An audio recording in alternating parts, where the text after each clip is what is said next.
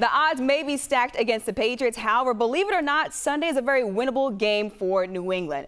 Welcome into Arbella Early Edition. Amina Smith filling in for Trenni Casey. Sure, everyone thought the sky was falling when the Patriots started the season 0-2, but now it feels like those rough patches are beginning to smooth out. The Patriots had a full roster at practice today, which has been few and far between.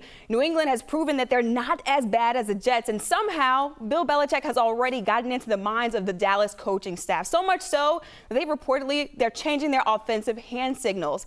Factor all that in, and I think we've got a potential 2-2 Patriots team on our hands, and a narrative-shifting performance from New England on the horizon this weekend. Well, as promised, let's bring in Phil Perry and Boston Sports Journal's Greg Bedard. And guys, I don't want to get too excited about this game on Sunday because I know the Patriots sometimes they do disappoint me, Phil, but how winnable is this matchup on Sunday between the Patriots and the Dallas Cowboys? This is a winnable game. Amina, will I be picking them to win? No, I won't be picking them to win, but it is winnable. This is within their grasp. They just have to do some things that we haven't seen them do to this point in the season. To me, it might end up coming down to, can you make plays on the outside on third down to extend drives and put the ball into the end zone? The Cowboys are going to play a ton of man-to-man coverage. Greg, teams have been daring the Patriots to beat them down the field and outside the numbers. They haven't been able to do it.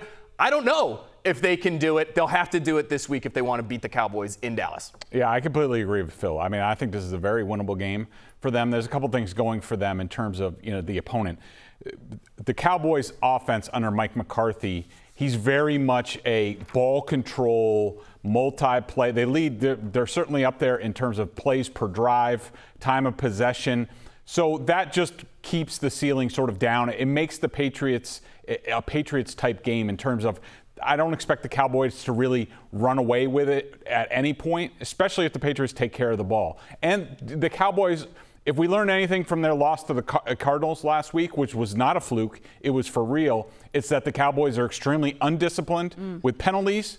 They are undisciplined on defense in terms of their play. And if the Patriots can dial things in and play mistake-free football, they should be right there at the end. Well, we want you guys to join the conversation. How does Sunday's Patriots-Cowboys game play out? Patriots upset the Cowboys. Cowboys win a close one, or Cowboys rout the Patriots. Join the conversation by voting in our poll. Go to NBCSportsBoston.com/early edition or scan the QR code on your screen and scroll down to poll. Phil, I'm taking a look at this, and I think that this would be a good game for the Patriots to make a statement against the Cowboys, but then I also think about the opponents that the Cowboys have faced, and they haven't faced really good quarterbacks. So what type of statement could the Patriots make with this game with a win? Well, this Cowboys team is supposed to be one of the best teams in the NFC. They were projected by Vegas. Their over-under in terms of their win total was 10.5. This is a double-digit win team. It's a team that could potentially challenge to make the Super Bowl. I think that's in part because the NFC is not all that strong this year, but they're a very balanced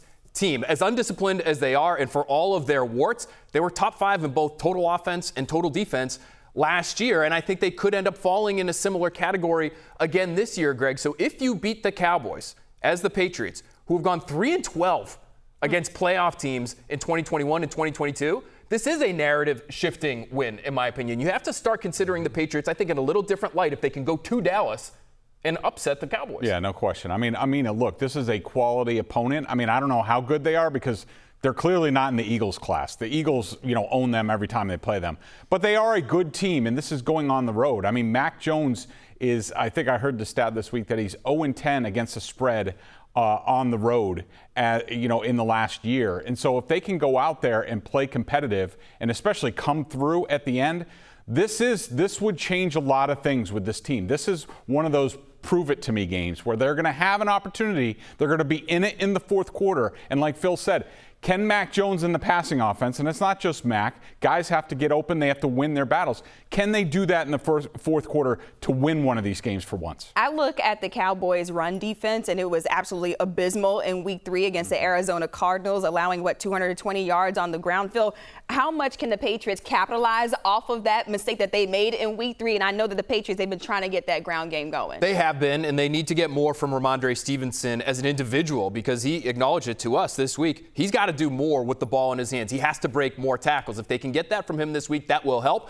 Now, as far as the Cardinals game is concerned, I'm not sure how much of that the Patriots are actually going to be able to replicate, because the Cardinals have some real speed offensively. They have an athletic quarterback who sort of factors in to their run game that I think was able to deceive the aggressive Cowboys front at times. But Greg, the Patriots can be deceptive in their own way with their runs. Maybe it's traps, counters, wham plays, these types of moving offensive line, misdirection types of plays. Maybe that's what Bill O'Brien, can dip into with his call sheet in order to take advantage of Micah Parsons and some of that undisciplined nature with which they play. That, and also the Cowboys are extremely weak and small on the defensive interior. Jonathan Hankins is a guy that Josh McDaniels easily traded away, was ready to part with him in Vegas.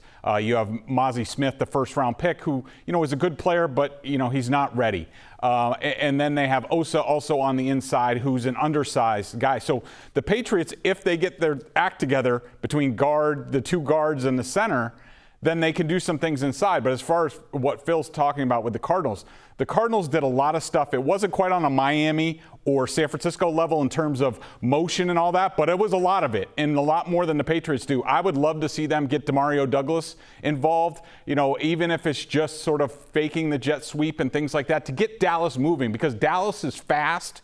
And if you can get them, but they're undisciplined. If you can get them moving side to side, then that's how the Cardinals gash them for 7 yards per carry in that game. Yeah, the Cardinals stress their communication, too. There's one play where they use receiver, Rondale Moore's a little guy, almost like a Damian Lewis type of athlete, in the backfield, and it clearly screwed with the Cowboys' communication. Maybe there are things like that that the Patriots can exploit. Well, it looks like everyone who's watching agrees with me that the Patriots upset the Cowboys. 49% of people watching say that. Persuasive argument by you. Persuasive argument. I'm saying the Patriots. Maybe they're just voting. They're voting on Twitter right now. All right, guys, let's take a break. Monday at 6 p.m. Catch another edition of The Breakdown. Ted Johnson and Phil Perry talk about the key plays from the Patriots-Cowboys game.